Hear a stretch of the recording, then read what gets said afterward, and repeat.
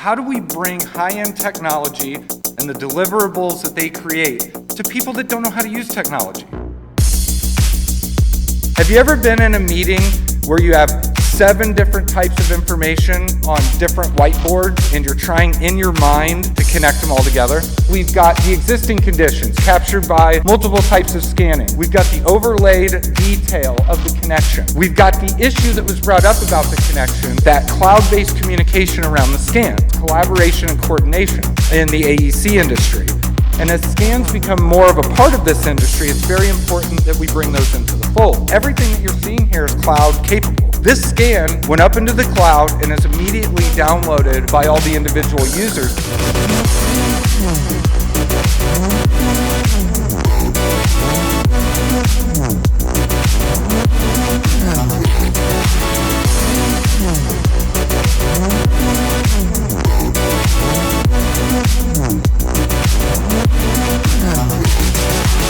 So this is where the intelligence of the world of building information modeling comes in for us, and how we can attach that information to the scan. So the big thing here is that all of this information is integrated into one platform, and we are taking advantage of what is being done in our specialized authoring tools and actually lending that intelligence to the scan as we work inside of this atmosphere. It's flexibility here in the way that we report. A lot of people are taking this information out, crunching it in Power BI along with their financials. Really wanted to give everyone a view of what we can do with reality capture, but really what our software is all about today, and how, while reality capture is a big part of what we do, it's not all that we do.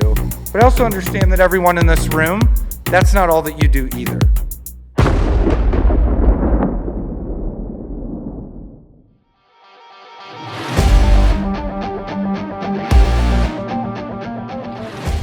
Good? Everyone doing pretty good?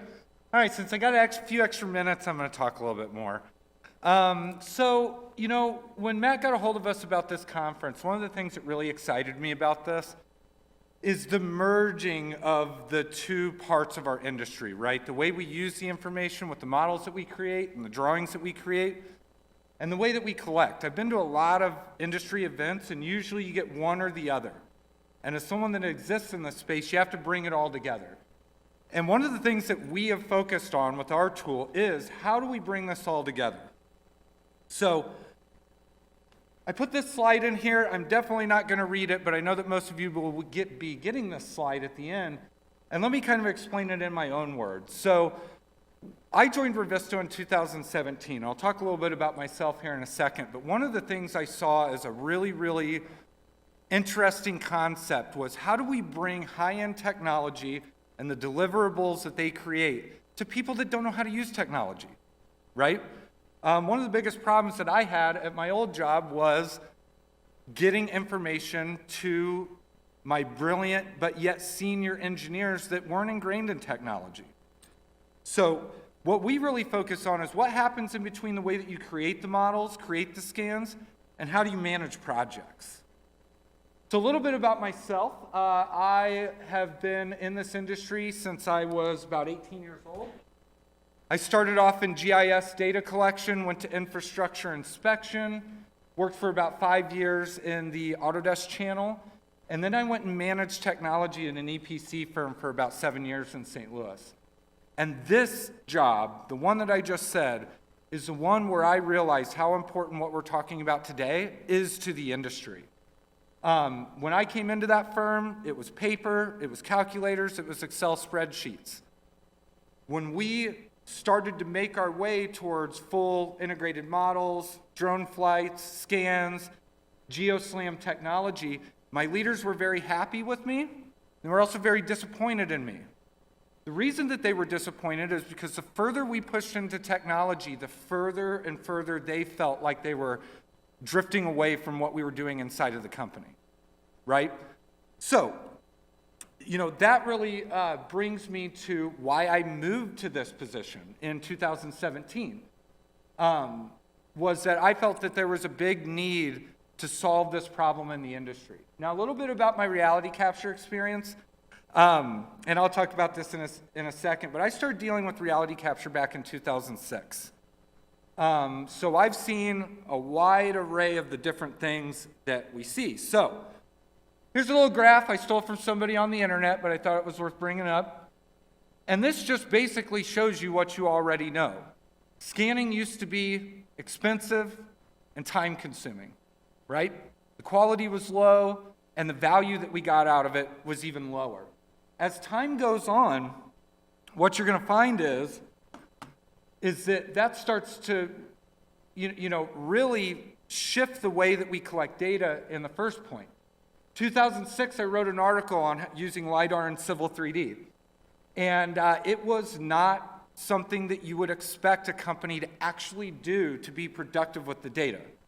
We're literally bringing in text files, running that through open database connectivity, using Map 3D to convert it into points, and then eventually gathering those 10 surfaces. So while I wrote the article, it was really kind of experimental in the fact of how do we actually use this?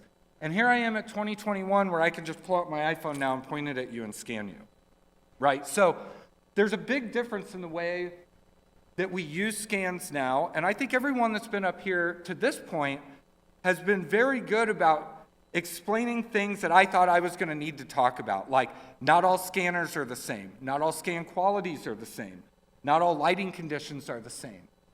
All the hardware is different, right? Someone goes out and buys a $50,000 scan and tries to register that data on a computer from 12 years ago, right? It's not going to work. We all know that. So what I'm going to talk about today, and I'm taking a big risk with this group because I just now noticed that I'm the only person that's going to use my software live. So hopefully it works for all of you. But I always like this image here. And the reason I like this image is because where Revizto, I'm moving from the mic. Where Revizto started out was model-based issue tracking. That's where all of what you see here today really started in 2015. Our company's been around a lot longer than that, but that is where what you see today really kind of started. Now, the reason I like this image so much is I don't know how, actually just raise your hands if this fits a description you've ever been in. Have you ever been in a meeting where you have 7 different types of information on different whiteboards and you're trying in your mind to connect them all together? Anybody? No? I was going to say, someone's got to fit into that description. So what I like about this right here is we've got the existing conditions captured by multiple types of scanning. We've got the overlaid detail of the connection.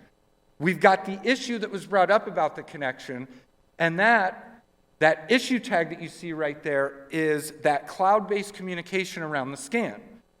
Now, we do not primarily focus on scanning, but what we do focus on is collaboration and coordination in the AEC industry. And as scans become more of a part of this industry, it's very important that we bring those into the fold. So, what you're looking at now here is Revizto. Now, Revizto, first of all, you're looking at a build that is going to be released in about 2 months. So, it is definitely not something that is available now, but our big release with Clash Automation actually releases into our existing customers tomorrow. And I'll talk a little bit about that development, but I didn't think it was really relevant. And I also prepared a talk that was kind of software agnostic until I was told to talk about our software, so here we go. So the first thing is intelligence, right? I'll give you an example. I'll fly into this model here, and I'm going to highlight an issue. So what we have here is a set of what we like to call predetermined stamps, and this allows me to drop an issue anywhere that I want in the model. Now, the first thing that we're going to look at is the fact that that issue obviously has to do with a certain type of existing or of issue, as you can see categorized here on the left. But over on the right, we're actually integrating the intelligence of the model into the way that we scan. You'll notice down at the bottom, I didn't fill anything out right there. It tells me what grid I'm located at, what level I'm located on. This is all because we're actually augmenting the intelligence of the scan with the model data. So this is something that inside of the actual viewer is something that we're all kind of used to, right? The ability to explore a model, look around inside of it. We do support scans and meshes. You're actually looking at a mesh right now, but I'll turn the scan on here in a little bit in RCP format.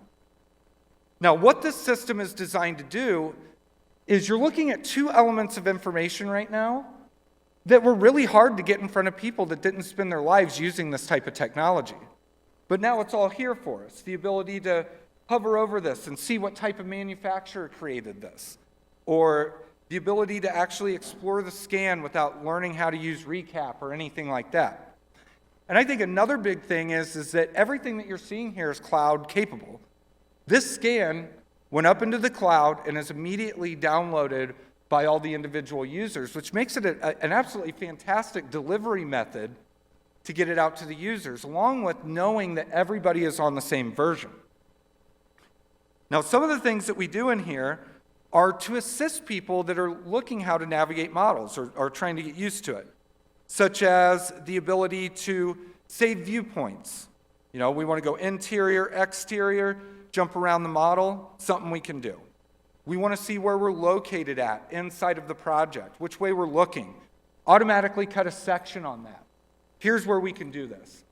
These seem like very simple tools, but these are the tools that take an organization from 10% of the people using this information to 85% of the people using this information. And getting everyone's hands on this, the project managers, engineers, all of that, it all becomes so invaluable over time. So, you know, just something as simple as cutting a section on a wall and revealing the way those systems work and how that all integrates together is very simple. If you notice, I didn't have to go through 6 different planes to get to that. So, the issue communication, something that you've seen right here, is a big part of what we do. It's where we got our start at. It's to track and follow up on those emails with good contextual information. Now, in addition to that, some of the things we've added over the years to close the workflow in this coordination space was some things that you're going to find similar to something like Navisworks or Celebri, where we actually start to bring in that model information along with the RCP. You can see the RCP sitting there, it's hidden right now. If anyone's familiar with any of the new softwares that are coming out in this space, I know that Syn2, ClearEdge is here today. You've got quite a bit of awesome companies here today. There's also a company called PointFuse out there that's allowing you to subdivide your meshes up and actually attach asset information to them. And that's actually where some of this information came from. So we're looking to set a structure up in place that not only gives you the ability to use reality capture now, but also what's coming in the future for that. Now, in addition to just simply being able to see the object tree and everything, you're going to notice a lot of things going on here, right? Search sets, appearance templates, the ability to see all this, right? I want to come in here. I want to see the system colors. Turn that off. There I am looking at the system colors inside of the project. Hot water, cold water, the different returns. All of this is based on the metadata of the system. So there's a lot of context going on here inside of the model viewer. The other thing that I'd like to point out is that since it's cloud-based and everyone is using multiple devices throughout a project, everything from mobile devices all the way to extremely powerful computers, we do have a way to lighten the load, but make sure that all of this relevant information is retrievable. For example, here I've got some presets set up. Right now we're working on the mesh. I'll switch to the scan. You'll notice that FBX will go away, RCP will come up, and when I load it up, I'll start to see the RCP in the background. Now, one of the things I want to talk about with this, right, and this is really a question for everyone to think about, is in coordination, is that RCP more valuable than that mesh that I just showed? I would say probably not. If you're doing detailed engineering or things like that, flatness, flatness analysis, stuff like that, you're going to need that RCP. But in the situation where you're getting this information out to the general group, that mesh, and they're getting more high quality all the time, that mesh is very valuable because we are now looking at about 16 gigs worth of data. And as I switch back, we're now looking at about 500 megs of information, right? This is really important. This software that you're seeing right now is completely iPad capable. So we can send exactly what you're seeing here out into the field. Our software is VR capable as well. So you can actually round trip. I believe it was Kip earlier that said that reality capture is a full circle, right? We go out, we collect existing conditions, we bring it back, and then we build something, and then we compare that scan to what we decided to build all the way through the end of commissioning. You wouldn't believe how many people that we've been able to reduce site visits, reduce safety-sensitive situations in these complex plants that I worked in. By the way, I worked in aggregate, so cement, lime, copper leaching, stuff like that. So these sites were not very people-friendly, right? You could get very hurt at these. So to be able to not only save on the plane tickets, but actually bring our owners into this environment in VR and show them what's at their own facility that they have never even been to was absolutely mind-blowing to those individuals. And with this system, because it's cloud-based, collaborative in the cloud, they can actually be a part of that project. And as we all know, owners are becoming a much bigger part of the actual project execution, as we've seen in a lot of design-build projects that we've been a part of recently. So here we can see, well, what are we building that's new, right? I don't want to see the cloud right now. I'm focused on what's new. All right, I want to bring the scan back, take a look at it, right? So inside the 3D space,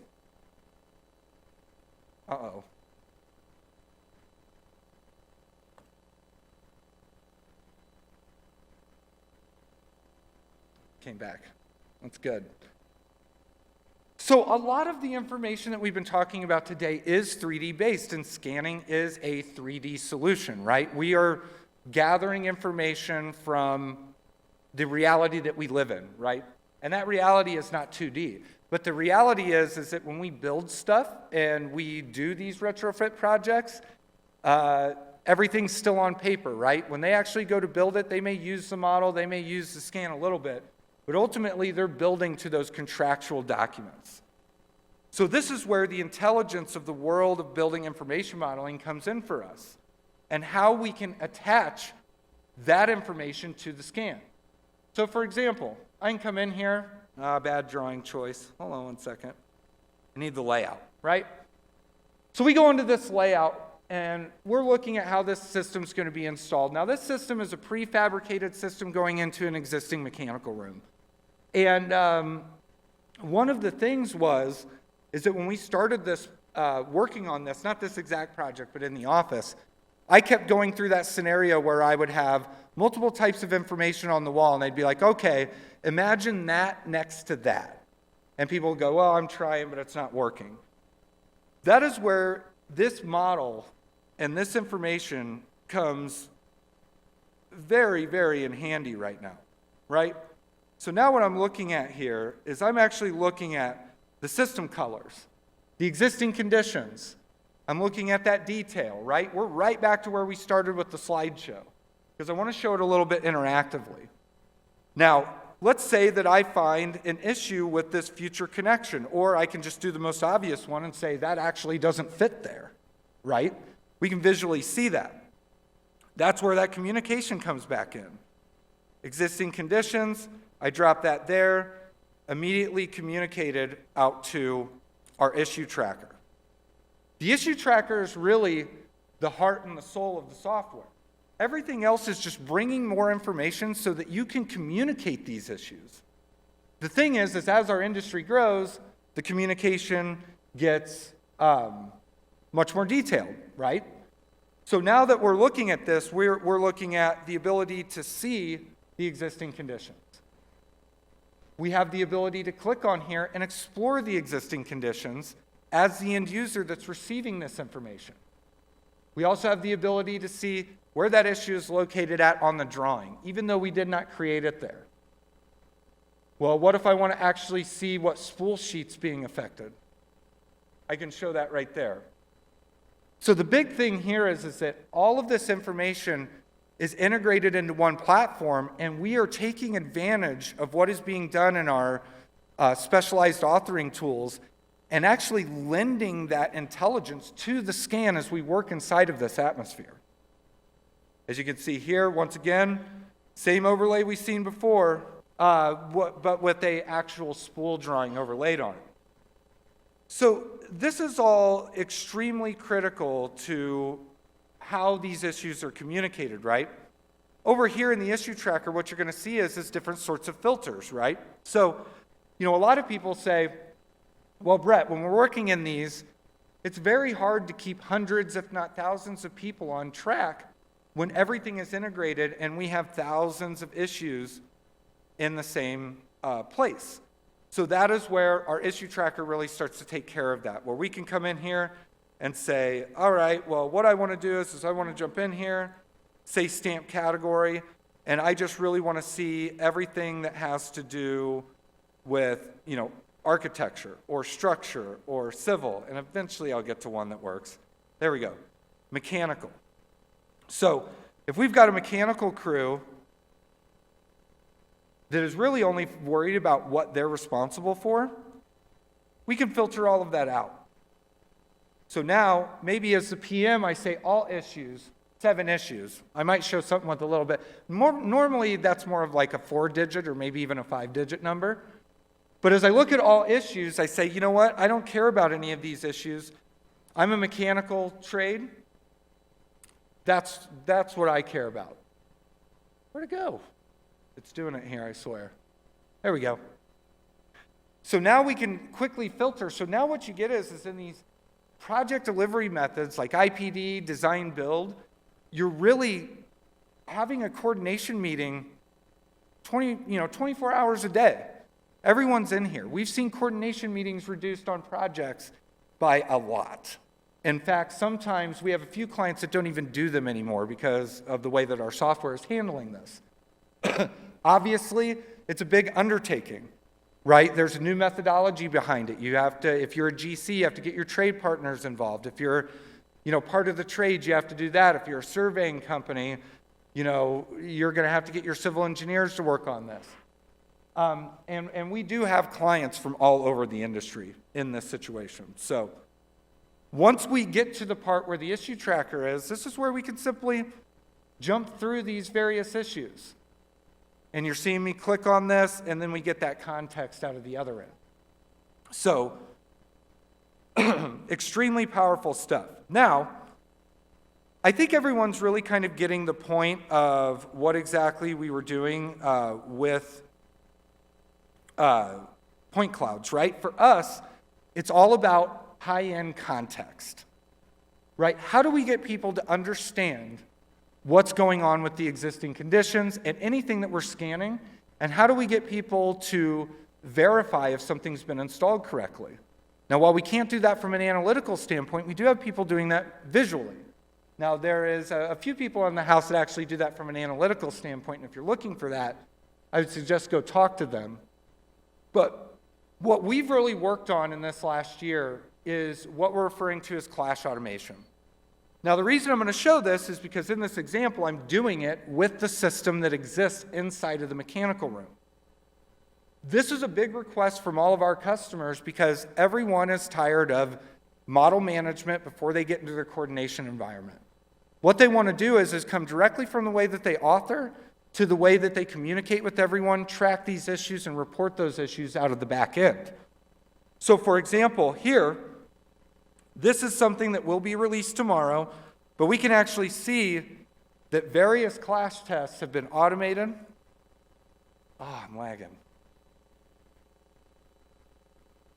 All right, there we go. So I'm going to step away for this for a second, but what you'll see is that we have, the existing conditions versus the cold water, existing conditions versus HVAC, cold water versus hot water, and then supply air versus the systems. Some very simple things. Now, what makes our clash detection so different is that my team has really done this for collectively hundreds of years. And we sat down and we said, what are the things that a human needs to point out here? And what are the things that we have to do with picks and clicks that are just really a waste of time? And everything that you see on the right is really the culmination of that. what is our selection, right? What type of collision are we doing? How do we want to group these?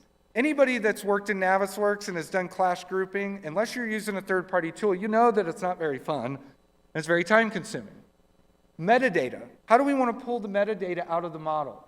How do we want to configure the screenshots, right? Another big thing that we used to depend on to come from the other thing. Now we've worked in a way to literally customize the exact way you're going to see all of your screenshots whenever those come through to the issue tracker. We also have administrative rights and access rights. And I'll let it catch up here in a second and I'll go to it. But these right here allow teams to work collaboratively on this process, as well as labels, and then what models are feeding our scan and our project with that information. So you can see I have a model guiding the levels and I have a model guiding the grids. Now to do this, let's take a look at the results real quick. If I open this up, I'm going to actually be able to see in here exactly what those elements are. Now if you notice, this is not a model-to-model collision. Those are the existing conditions caught by the scanner in this situation. And it'll catch up eventually, hopefully.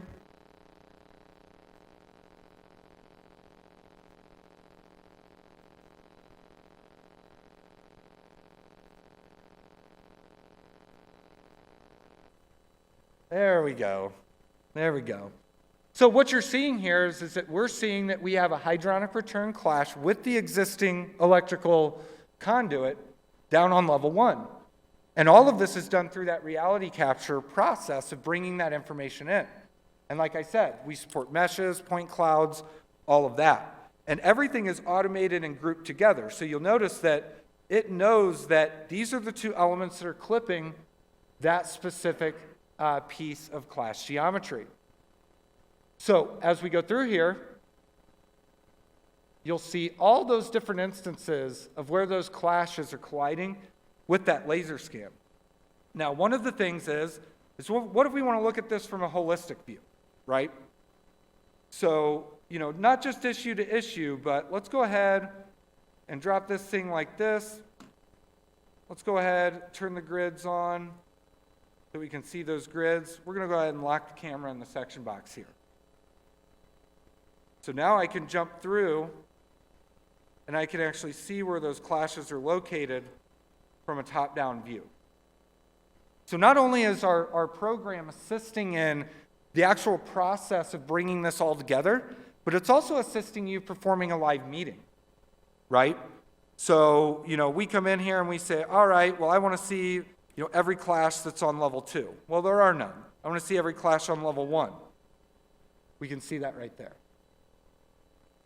So, very, very enhanced filtering methods, all of that. And then the final thing I'll leave you with before we do Q&A is the automation of this into actual issues. As I go through this, I can check out this clash test, which lets everyone know in that cloud environment that I am working on this. And we can come through and begin to actually verify what is issues, what is not issues, and also what have we just simply not gotten to yet. Whenever we do this, we can actually automate all of these clashes directly out of here and communicate those directly with the recipients on the other end and automatically report that. So what you'll see is once I do that, it actually connects to the issue, as we can see right there.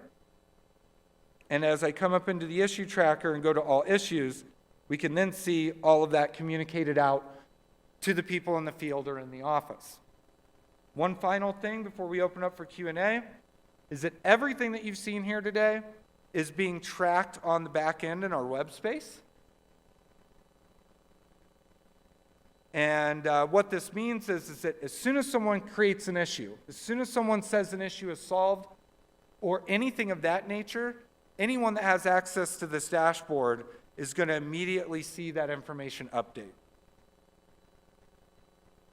And so I'm going to actually choose something that's got a little bit more information in it. And while we let this load up, I'll open it up for Q&A. All right, here we go. Granular usage among users. What's our status look like on all these issues? What's a timeline of how these issues are being created? Lots of flexibility here in the way that we report.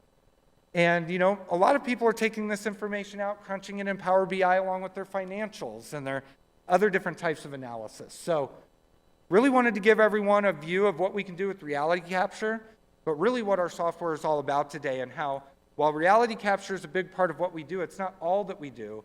But I also understand that everyone in this room, that's not all that you do either. So anyway, I'll go ahead and wrap it up, and I will take questions.